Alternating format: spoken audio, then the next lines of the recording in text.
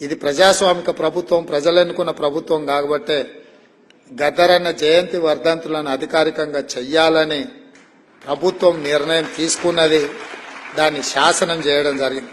ఇదే కాదు, మొన్న సినీ ప్రముఖులందరూ కూడా నన్ను కలవడానికి వచ్చి చాలా విషయాలు ప్రస్తావిస్తూ గత ప్రభుత్వంలో నంది అవార్డులు ఉండేటివి మీరు పునరుద్ధరిస్తే బాగుంటది అని చెప్పి సినీ ప్రముఖులందరూ నన్ను అడుగుతా ఒక మాట చెప్పిన.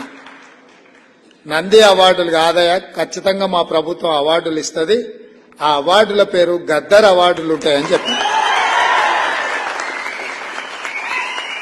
తెలంగాణ రాష్ట్రంలో కవులకు, కళాకారులకు, సినీ ప్రముఖులకు రాష్ట్ర ప్రభుత్వం తరఫున అధికారికంగా ఇచ్చే అవార్డులకు గద్దర్ అవార్డ్స్ అనే పేరు పెట్టి గద్దరన్నను గౌరవించుకుందామని చెప్పి ఈ వేదిక మీద నుంచి చెప్తున్నా. ఇదే శాసనం.